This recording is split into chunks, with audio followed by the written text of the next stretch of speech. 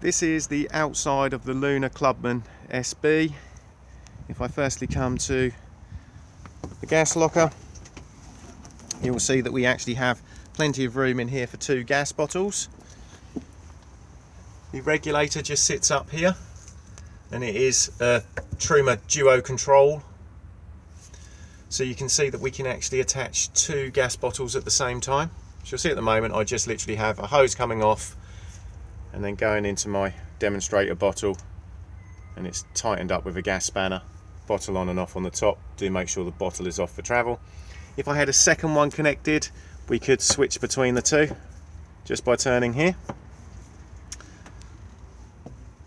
Also in here we have the corner steady winding handle, and we also have the external shower hose as well. This caravan is also fitted with Alco trailer control as well. As we come round, we have the flue for the Aldi boiler just here. We don't need to do anything with these particular flues, but do make sure that nothing is obstructing it. We have the front wind point for this corner steady just here.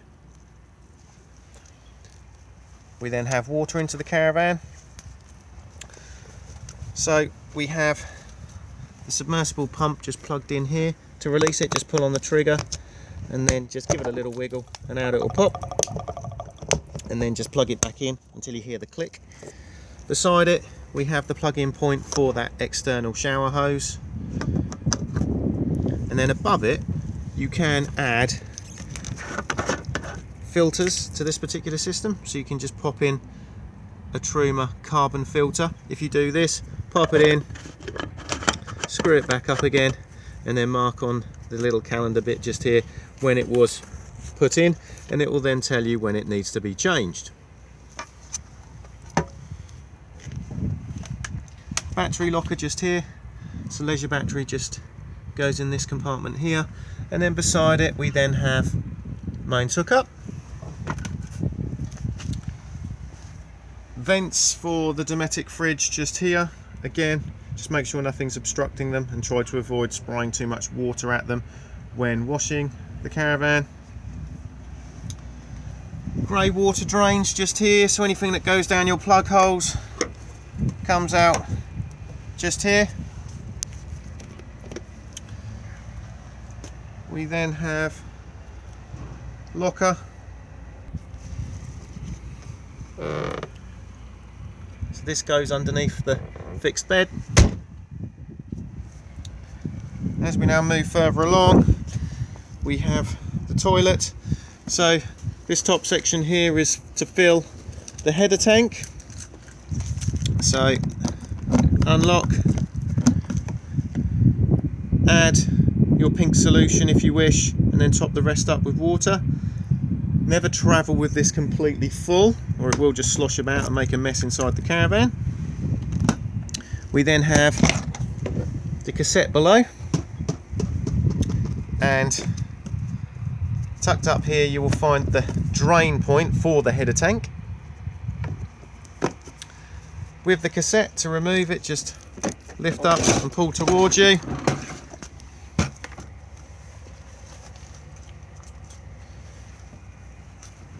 Pop in your toilet chemical with a small amount of water, and then just screw the cap back on. This is also where it empties. Just remember that when you are pouring it away, to hold the button in just here to release the vacuum inside. It's also advisable to keep this seal well lubricated. Thetford do their own seal lubricant, but any silicone based lubricant is fine. This is also a really easy way of giving the cassette a good clean. If you do need to gain full access inside, you can remove this whole section just here. You'll see at the moment that this arrow is pointing to the locked position. Twist until this arrow points to here. All of these cassettes are now on wheels with extendable handles.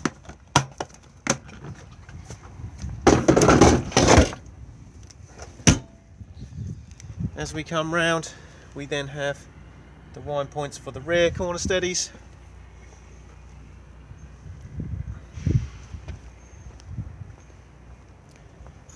Again, we then have access underneath the other fixed bed.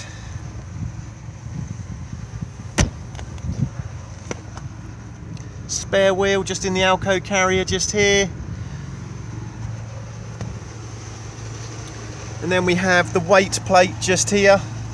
This will also give you the wheel nut torque settings as well.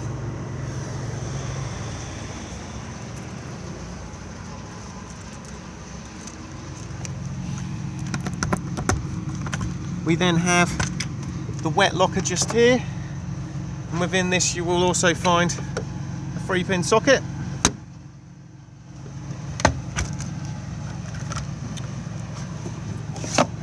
And then we have the barbecue point.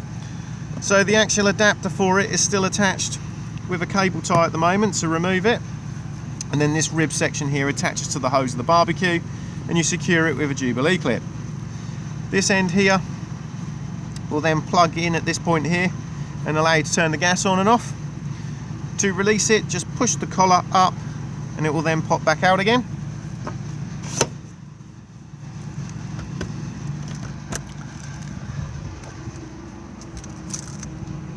The caravan is alarmed and it works on this fob just here. So we have a light, then we have arm disarm, we have one beep armed,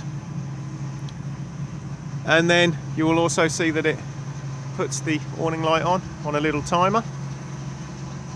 And then we have 2 beeps disarmed.